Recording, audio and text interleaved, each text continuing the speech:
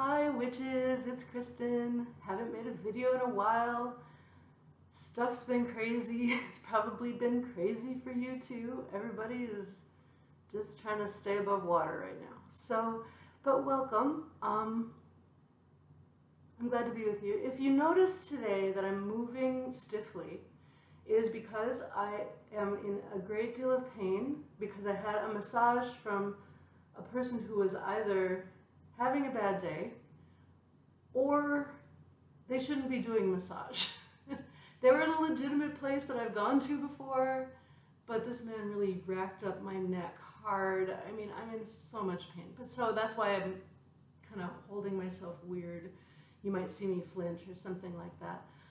You've seen me also in this dress a lot in videos because this is my body hurts dress because it barely touches my body.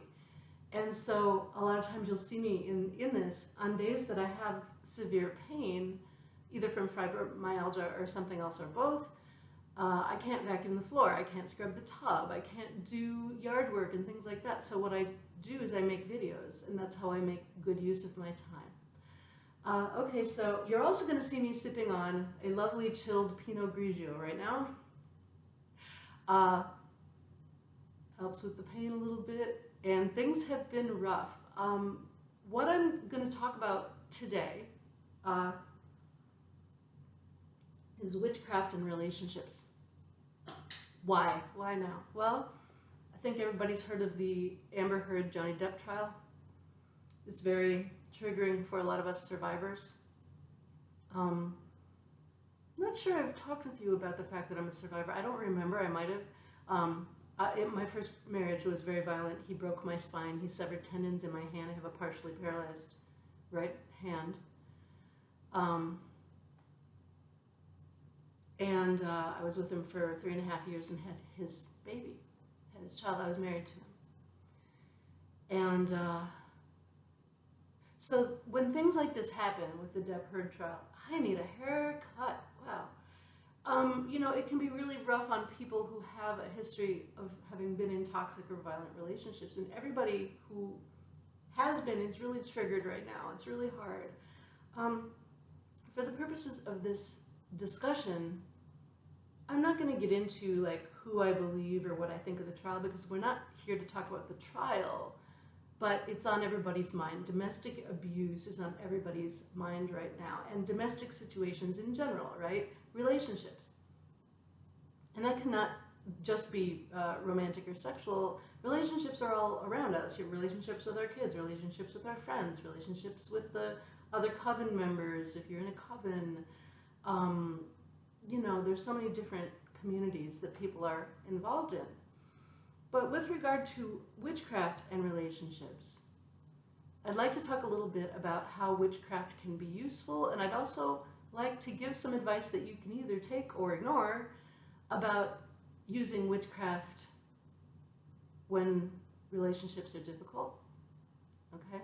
So the first thing that I tell folks is that if you are dating, it is a really nice idea. Okay, I'm going to backtrack. Even if you're not dating, being able to cast a protection around yourself is very, very important.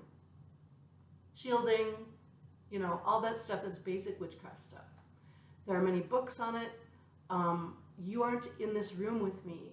If you're in this room with me, we would be practicing making energetic shields, and then we would feel them, because you can feel an energetic shield, and that's how you know it's there. People who don't know it's there will simply kind of bounce off of it. Okay, so like for instance, most witches are some form of empath. Most, not all. I know one who's not. But most are. And so like, if you're gonna go to a big function, the Minnesota State Fair, if you have not been to the Minnesota State Fair and you live in the US, or even if you don't, if you can get to the Minnesota State Fair in August and September, I'm telling you it is the best fair probably in the world. I would fly to it if I didn't live next to it. But when I go to that fair, I shield myself really hard because hundreds and hundreds, thousands of people go to this thing, and you're getting hit from every direction with people's energy. So learning how to do that is very important, and there are good books on that. One of the books that I recommend to students is, well, anything by Kerkuhulin is really good, Kerrcuhulain, I think. But he has a psychic self-defense book that's really fabulous. And I think it's accessible to beginners, but it's also important. I mean, somebody who's intermediate in witchcraft could also really get something out of the book. So you can read that book and do some of the exercises in there, because he's really good at instructing people in doing that. Okay, so if you're dating, right? If you're dating and you have certain goals for you wanting to date, you know, maybe you just love to play the field. That's fine.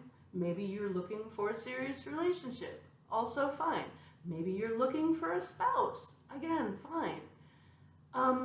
As a witch, it's very important to state goals to ourselves very clearly, because if you don't, the energy is muddled and you're not able to like focus on what you're trying to manifest. So in dating situations, one of the things that I suggest people do is to create a filter which will make it so only those people who have the qualities you seek will be able to get in, and others will be repelled. This saves you a lot of time, a lot of effort, in some cases a lot of money, if you're, you know, courting someone and buying gifts and buying dinners and doing these things. But don't be surprised if and when that filter works. So, for instance, one of the reasons that I'm interested in anything surrounding the concept of domestic abuse is that I've worked in related fields and for 25 years, and I've studied domestic abuse, I've studied human behavior, human motivation, I have a degree in that field.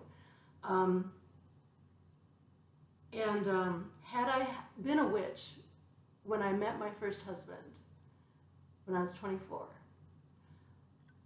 I would not now have a broken spine and severed tendons in my hand causing paralysis. I would not have complex PTSD, most likely, although it's very well managed. Mine is very well managed, and witchcraft helped me do that, I will have you know. But if I'd had that filter, he would have bounced off of it. And I would have been confused, because this man, the one I married first, handsome, intelligent, literate, well-read, philosophical, built like a jungle gym. You ladies know what I'm talking about. Or non-binary people who like men. I don't know. Whoever dates men, you know what I'm talking about with the shoulders anyway. So he had that. And he would give me beautiful cards, and he would quote poetry to me and all these things. And what I didn't realize is he was love bombing me.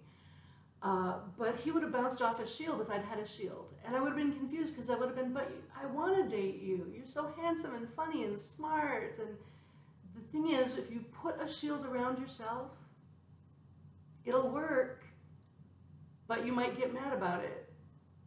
But just understand and trust yourself, trust the magic, that there was a reason that that person was repelled. And it's not because you're ugly or undesirable or anything, it's because you put a shield up.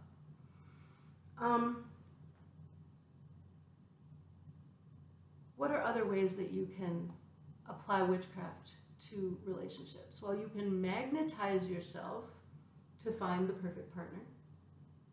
I would use that in conjunction with a shield. I would both magnetize and shield, and that way you're attracting the right people who then pass the test of getting through the shield, and then you know you're pretty good to go. There was a time when I taught a woman over the phone to do the panties spell, and this is like one of the older ways to attract a lover. You enchant a pair of, usually like red for passion or maybe pink for love, panties, and you anoint it with charged oil, and I use a candle as well to charge and also get rid of any ook as a candle burns, anything that you don't want leaves. and the oil charges your panties. You might use crystals or something like that as well. And then what you do is you wear your panties when you go to the party, or you wear your panties on the date. This is meant to encourage passion, encourage love to grow. And so that is a spiffy little way to do that. You can also lay a relationship to rest lovingly with magic. And that's a severing of ties, a cutting away, if you will. And that's just very simply creating sacred space, or going into the temple if you're Wiccan, and seeing a tie between, a cord between you and the other person, and ceremonially cutting it. And you can use all sorts of things to send them forth with blessings. You know, go away, but I wish you all the happiness, right? I hope you get your dream job in Greece, not here, or whatever. You can hotfoot somebody, but do it in a loving way. Hoodoo hex jar, very simple. You fill it with, you put the person's name in there, and then you fill it with things like tangled string, razor blades to symbolize cutting, not cutting them, but cutting it. Once when I hot-footed somebody, cayenne pepper is wonderful. I buy cayenne pepper in like big things because I use it all the time in magic, and cayenne pepper is really good for hot-footing someone. And then it is traditional, and this is a little bit gross, but it's traditional to put some of your own urine in it. Now, if you're sending them away, but with blessings, you can use like herbs that symbolize blessings, or stones that symbolize blessings. I put angelica root in to soften the parting. I don't hate you, I'm not mad at you, you did nothing wrong, but I need to move on. And so please leave my sphere and go away with blessings. Once you've put all your stuff in your jar, you seal it with beeswax, make it real tight, seal it, and then it's traditional to bury it upside down on your property. Or even on the property of the person if you can get away with that. I do it on my property. I just don't like sneaking around doing stuff on other people's property. But yeah, so that's a way you can sever a relationship. Love spells. Let's talk about love spells. Now this relates back to the concept of domestic abuse. Let me tell you why. I get probably 3 people a month contacting me, dry mouth, must have more wine. I get 3 or 4 people a month saying, I need you to bring my boyfriend back. I need you to bring my lover back. And we have conversations about this, and I say, okay, well, because they'll say, can you do it? Yeah, I can. Not sure you want what the results tend to be when anyone does a spell like that. Now, these are spells that people charge a lot of money for. I don't charge. As a matter of fact, I don't usually do spells for people I don't know.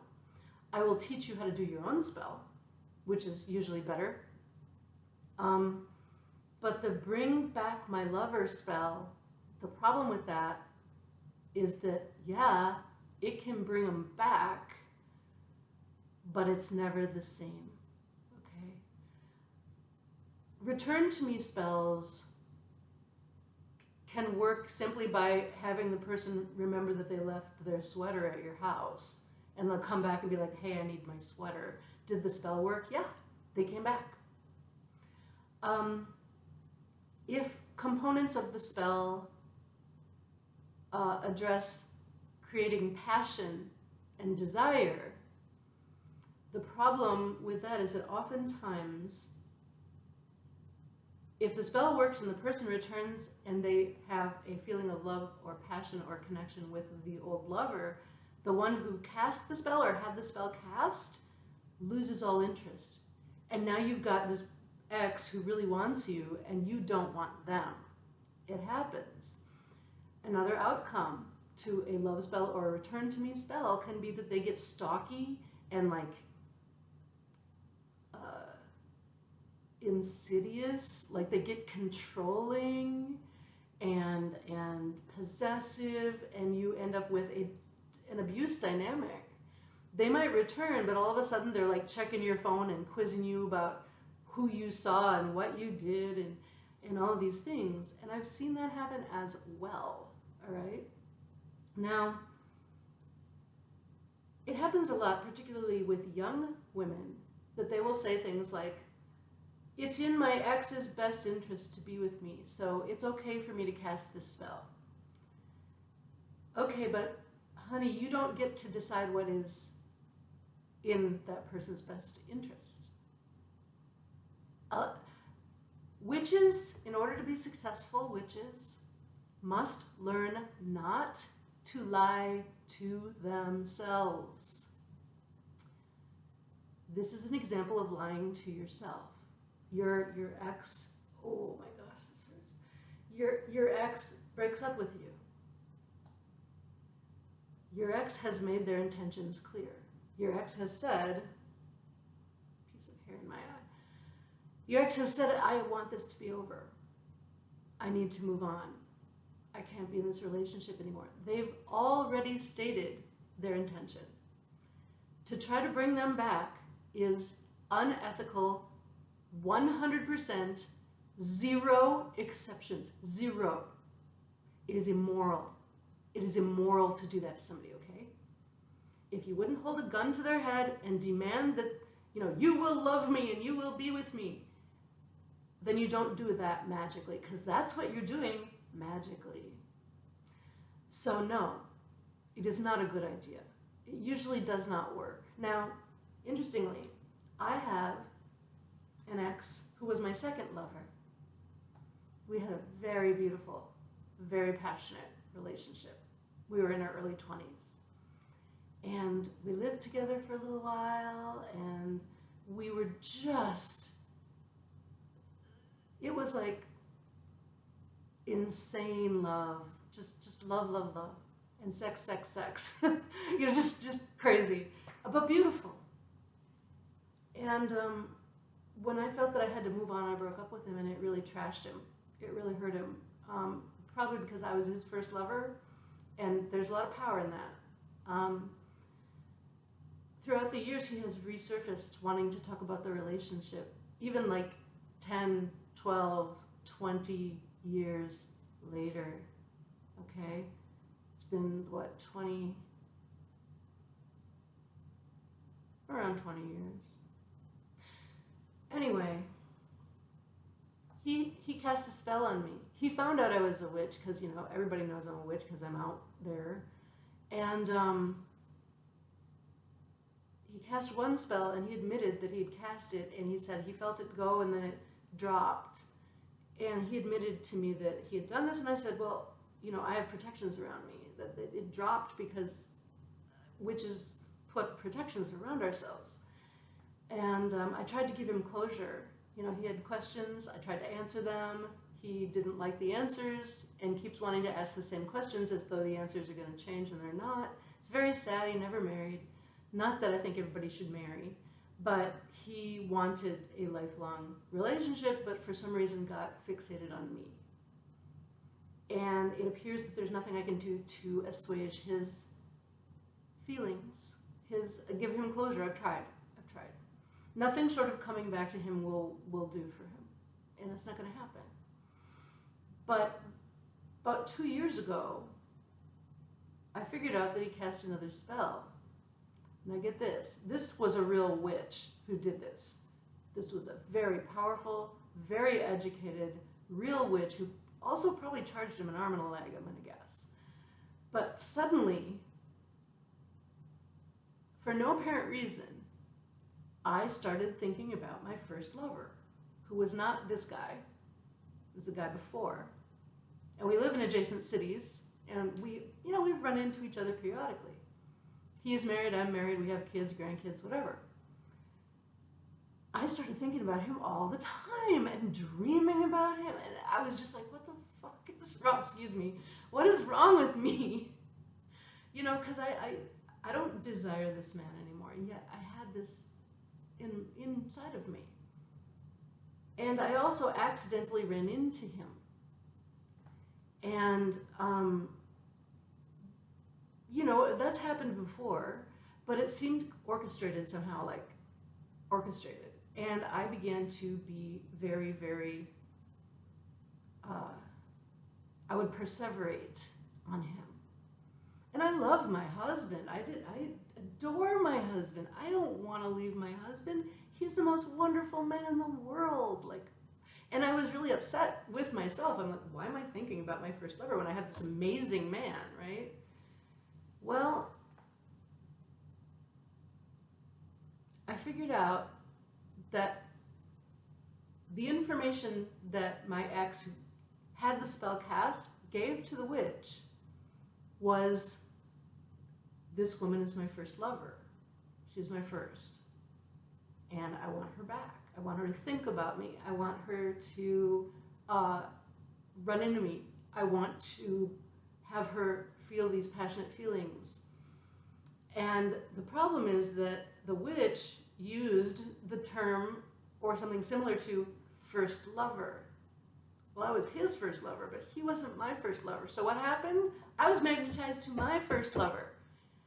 And I figured it out. I was like, oh, and that spell was strong, okay? And I, once I figured it out, I was able to deal with it. Because I knew that it was coming from outside of me, and so I handled it. Redirected my attention to my husband, spoke frankly with my husband about it, and cut the spell. What was really funny, though, to me, is that, I'm sure that the guy who paid the witch went back to the witch and said, hey, it didn't work, and the witch did a diagnostic spell, and it came out that it did work. And she was probably, or he, was probably very, very confused about how they were getting this really strong divinatory answer that the spell worked, but yet it didn't work for the right guy. Witchcraft, you have to be very specific, very specific. Now, had I been a less self-aware person and a less educated witch, I might have gone and done something really stupid and made a play for my first lover, which would have destroyed my life, and if he responded, his life, right? And it would have blown my coven apart. It would have done all sorts of awful things. So be aware. Be aware when you feel like something is acting on you. I mean, you might be wrong, but always, use your divination skills, use your energetic skills, use your intuition, and regularly cleanse and reward your body, your spaces, your car, energetically clean, and make sure nothing is attached to you or acting on you, because even the most powerful spell in the world can be severed. It can. Now, some are very hard to sever. Very experienced witches may have layers of spells where if you sever this spell, then something else is activated, and then something else is activated. And, I've done that with protection, where people throw shit at me, and it turns into fertilizer that I use for my spells. You give me horse shit, I grow roses with it. That's a good way to handle curses that are thrown, because, there's the occasional 16-year-old who thinks she's a high priestess, and she's going to lob a curse at me, and it's like, oh, sweetie. You're so cute. But, you know what I mean? Whatever. But protect yourself. Be aware. Pay attention to what's going on around you.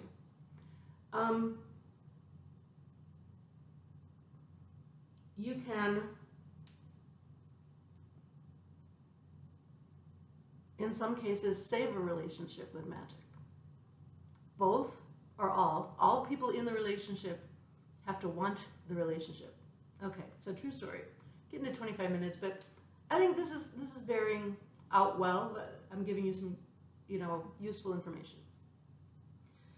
My husband and I struggled early in our marriage. We both came from abusive first marriages. We had a lot of baggage. And at about 11 years, we were sitting in our living room and we had failed. The relationship had died. There was nothing left to resurrect. And we were both devastated. We were looking at each other and just be like, it just feels like it's dead. It's just dead. And we didn't want it to be dead. So we were just sitting there and suddenly I had an idea. I said, hey, if it's dead, let's give it a funeral.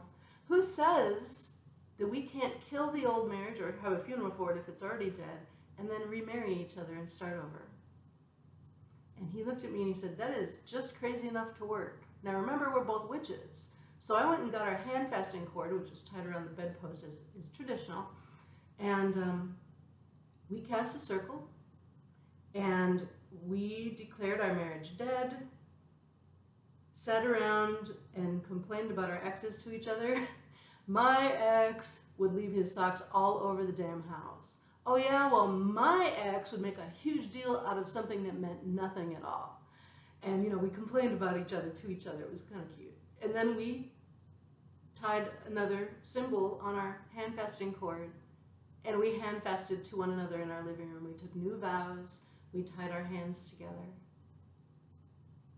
And it worked. It worked. Do this. If you have nothing else to do, if you feel like you've searched every avenue to save a marriage or a relationship, and you both don't want it to end, or you all don't want it to end in the case of a polycule, you can try this, and it just might work.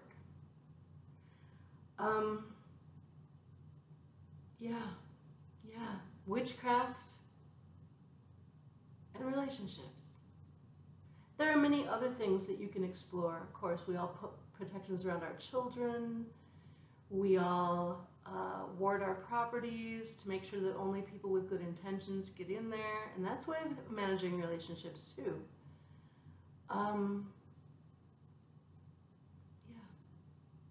If you have any ways that you've used witchcraft in relationships, I would love to hear about them. I love to geek out about witchcraft, and I've noticed that not a lot of people leave comments, which is fine, but I'd love to hear your feedback. I really would, and I bet a lot of people out there have some things that I've never even thought of, and this is how witches learn and connect. You never stop learning as a witch.